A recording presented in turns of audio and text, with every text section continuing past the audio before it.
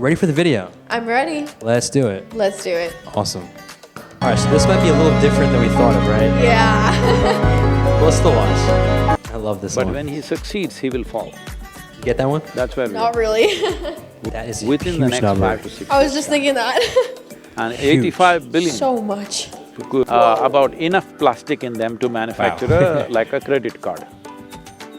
You know, you have to pay someday. I don't really think woke, you know? Wow. It's pretty weird to think about, the fact that Present practice.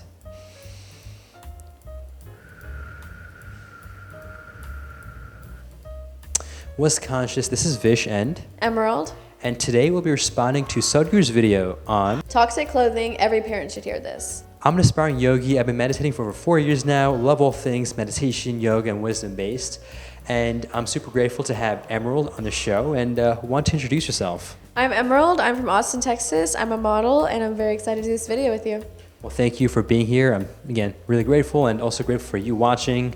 And real quickly, what are your thoughts on toxic clothing? Do you have any experiences with that with family and so on? Yeah, so as a model, I obviously have to wear a lot of clothes. But growing up, my dad has 3 daughters. So that was always fun. You're 15 years old, you want to walk out the house like in a little crop top and dad's like, turn around, go back upstairs, you're not wearing that. And then modeling the comments, too toxic. So I definitely can relate to this one for sure. Well, thanks for sharing. In fact, I actually wasn't sure what toxic clothing meant until you just told me right now, and would love to hear what you all think about toxic clothing, even just maybe, what you think Sadhguru's going to say about it, or if you've experienced any of those things with your parents growing up, comment down below. And with that, Let's get started. They're saying almost every human being has about enough plastic in them to manufacture like a credit card. The many problems that children are facing today, young children having thyroid problems, is largely connected with this. Plus autism, various things are associated with this. How many problems you're getting out of this, you do not know. all right, so this might be a little different than we thought of, right? Yeah. Let's still watch. So, Sadhguru, majority of your work is towards sustainable solutions, but also a lot of your work is to raise human consciousness.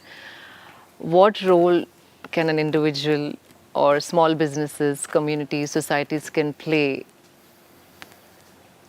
See, these are not two different things. Human beings living consciously and sustainable solutions are not two different things. The only reason why we are doing things in ways that it is not sustainable is because we are not conscious.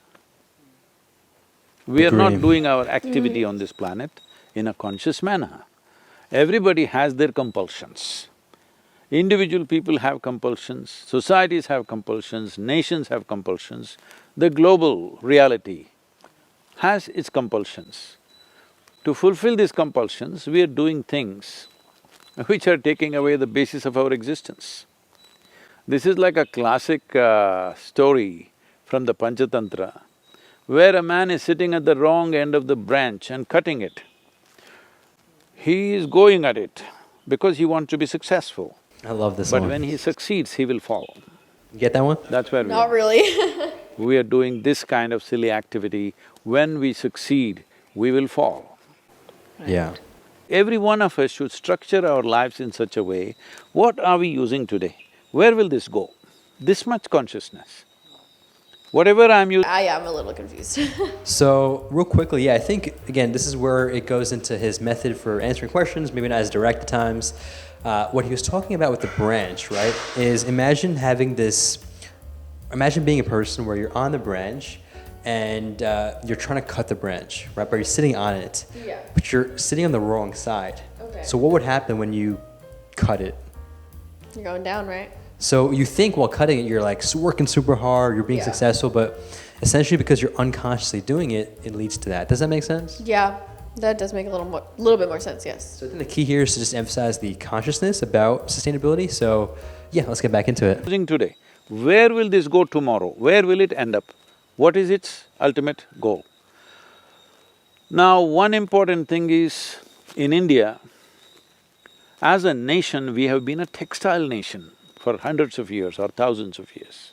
There was a time when we clothed entire Europe and Arabia. Literally 60% of the clothing was from India. Nobody made exquisite clothing I didn't know like this that. on the planet, even today. Nobody can make something like what you're wearing, all right? Right. Nowhere else on the planet. Because these skills won't happen overnight. This is not something you can go to a textile course for 4 years and pick it up. This is something innately developed.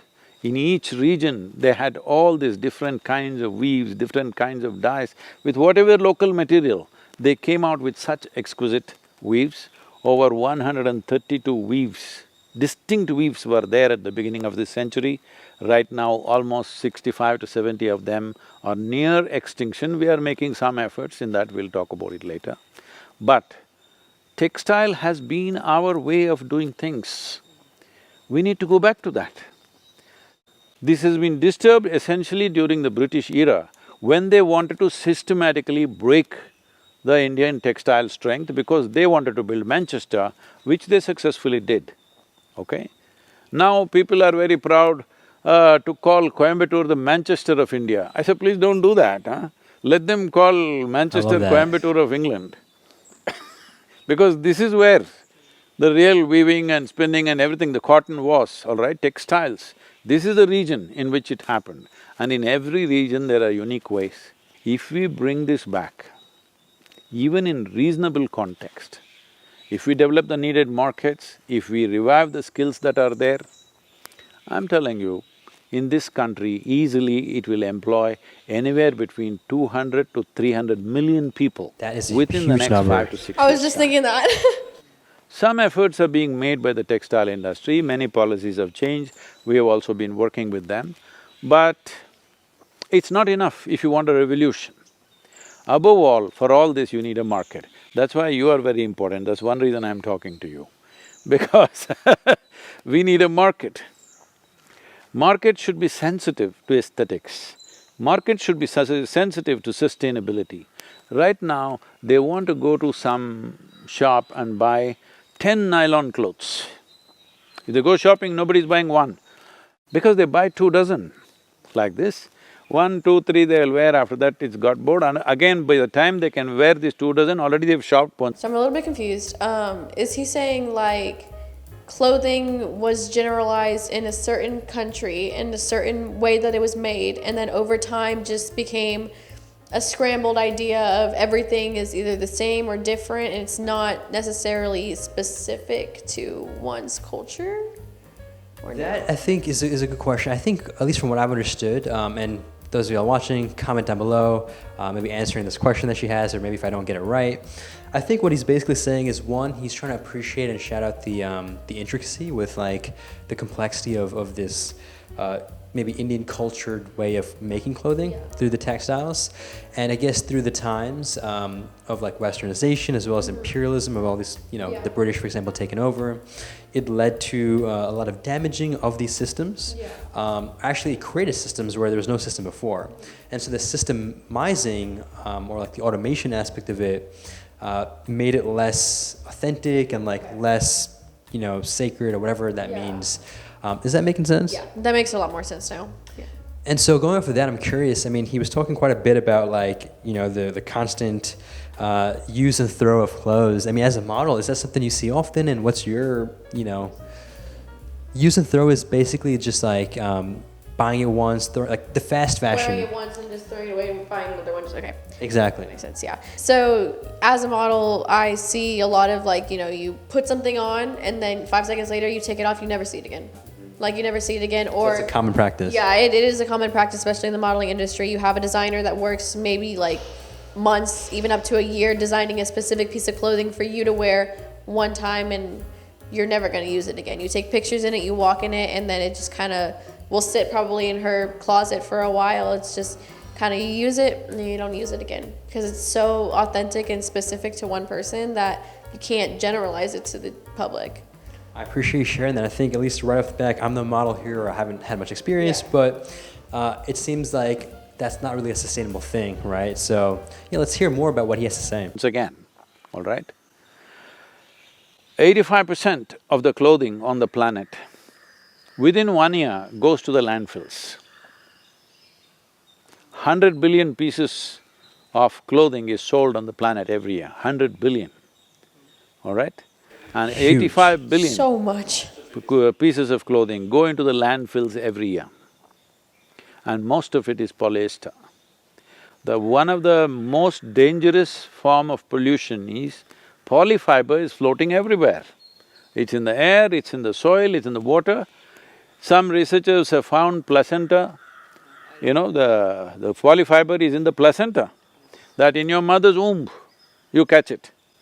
Did you know that? Some I of did them are not. saying, we don't know to what extent these numbers are correct, but it is right, it's in the right direction.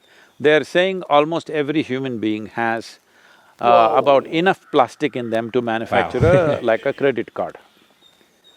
You have to pay. Someday, if you carry a credit card in your system, you keep paying, all right?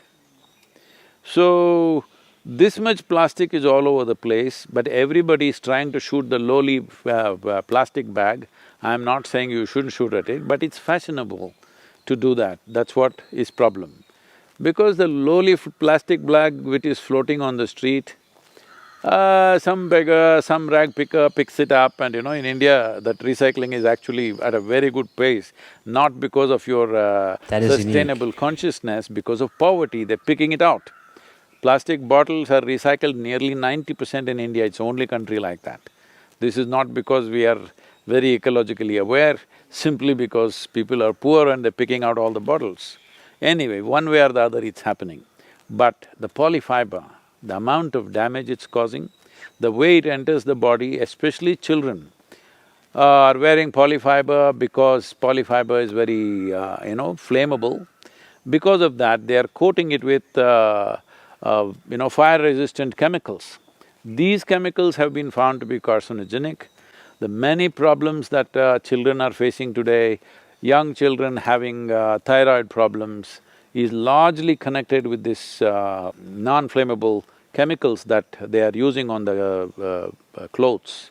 Plus autism, various things are associated with this. How many problems you're getting out of this, you do not know, but for sure, many problems are coming your way. A child till 15, 16 years of age should never wear anything polyfiber. They must wear organic clothing. Not that adults can, but at least you're more resistant to those things beyond 17, 18 years of age. But till then, it is very important you must wear organic fiber. But now the problem is, how many clothes do you have? And you can't do that with cotton or silk or something, so you end up buying poly, okay? It's cheaper, so lot of them are going for… See, even cotton and other things can be made cheaper if we increase the volume. So one simple thing that I'm suggesting is… I love the solution. You have influence in Telangana, you must push for this, I'm pushing for this in some states, that at least the school uniforms must be cotton or linen or whatever they can afford, all right? But it should not be polyfiber. You cannot recycle, only 1% is being recycled because nobody uses this polyfiber just as it is. It is always mixed in a complex mix to get various textures and whatever. So you can never recycle that complex material. If it was just pure nylon or pure polyfiber, we could have recycled it. You cannot recycle it because it's mixed with various other things, so recycling is not possible. Only 1% of the polyfiber that you're using in terms of clothing is being recycled. Rest is just going into nature. And it's coming back to us in so many different ways. The credit card in your heart. Let's talk about it. Wow, it's pretty weird to think about, the fact that the pollution is so high from all the clothing. He said, what, like 1 billion, like 800 something billion, a big number like that, of how much is being polluted and like going to landfills, and then you're breathing in all of that, He was saying credit card in your heart, like, he's right, like that's terrifying. Yeah, no, that's very interesting, and I'll be honest, for this video, I'm not going to say too much because I don't have much experience with clothing, so I'm going to kind of leave this to you because you are a model and you, I'm sure, have good experience here and expertise. But I guess my real quick little 2 cents is that I think we need to be more conscious about consciousness, right? Or be more woke about being woke. Because I feel like a lot of the times, like these conscious efforts, or like as what we call woke today, is I don't really think woke, you know? No. Especially the way people are trying to go about, like, you know, sharing this wokeness. And so the example with that is like the plastic bags, and how I think a lot of us are, as he says, fashionably, recycle focused, but we're not aware of the other stuff. But yeah, just curious, what are your thoughts? I mean, again, being a model, I know we kind of talked about it, but just with, like, you know, especially fashion and sustainability, we'd love to hear your views. So I wear, you know, wedding clothes, swimwear. I've worn polyester, cotton, but it's more so. Is it the same, polyfiber and polyester? I think so, but I don't know. I'm not 100% sure. So I think it's the same. I think. If it's not, let us know. Yeah. But continue. Yeah. So you feel the difference on your skin. So if you wear, you know, cotton, it's way softer to the touch. I've worn polyester and it's rougher. So the fact that he's saying that, you know, there's polyfibers and polyester being dangerous and pollution, and I can feel that on my skin because I do wear so many types of clothing. It's almost as if you can feel the purity and the impurity. Like cotton on your body, silk on your body feels very nice, and then polyester on your body is kind of sometimes rough. So you can imagine, you know, breathing that in, the pollution around you. That's actually really weird to think about. Wow, that was super insightful, and I'm curious. I mean, what are your thoughts on, do you think it's possible to be fashionable and conscious about the environment, or is that not possible? I think it is 100% possible. You know, you have buildings, you have businesses, and you also have small businesses, you know, small designers, people who make clothing for fun that will make it out of cotton or silk or anything that is healthy and better for the environment than he said polyfibers, polyester. You can still be fashionable and wear clothing to better yourself and better the earth around you, because if everybody wore cotton, silk, anything like that, the world would probably be less polluted. So I feel like you definitely can be fashionable and also be conscious about the world around you. Perfectly said. And before we end here, any last minute advice, or I know you've kind of touched on that, but like just for the viewers who are into fashion or maybe trying to get into modeling, any advice for them with that, or just in general, you know, being more conscious with their clothing? For one, modeling, if you want to get into modeling, look at agencies around you, start following people on Instagram, get connections, reach out to people. You'll get rejections, you'll get connections. It's all about trial and error. So if you want to get into modeling, trial and error, follow people around you. Fashionable clothing, and being conscious about the world around you.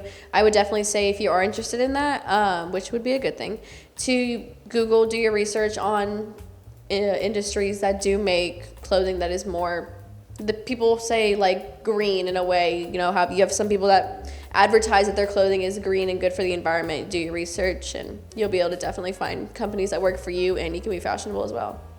Thank you for sharing that advice. And if you have any questions about fashion, or just, you know, let's say clothing and sustainable clothing, they can hit you up, right? Yeah, for sure. And remind them, where can they find you? Instagram is EMERALDDLEN. She's super kind. Give her that follow, show her some love, and again, all of her stuff will be down below. And yeah, I guess my real quick, you know, last piece of advice, I mean, with this topic is really just, I mean, at the end, just, you know, meditate. I think meditating is really going to help you be more conscious, and in turn, it'll create the cycle of, not unconscious cycle, but a conscious cycle of awareness, where you will be more conscious about the clothes you're wearing. You'll be more, I guess, in tune with your body as well. So like you mentioned, you will be able to feel like for that clothes and know if that's good or bad for you. So yeah, that's just what I think, but thank you so much for being here. I want to thank you all for watching, and if you have any other video requests, reaction requests, comment down below. And if you have any other personality or different types of, let's just say, personas that you would like to see on the show as well, you can comment down below. With that, make it a great day, take it joyfully, and stay conscious.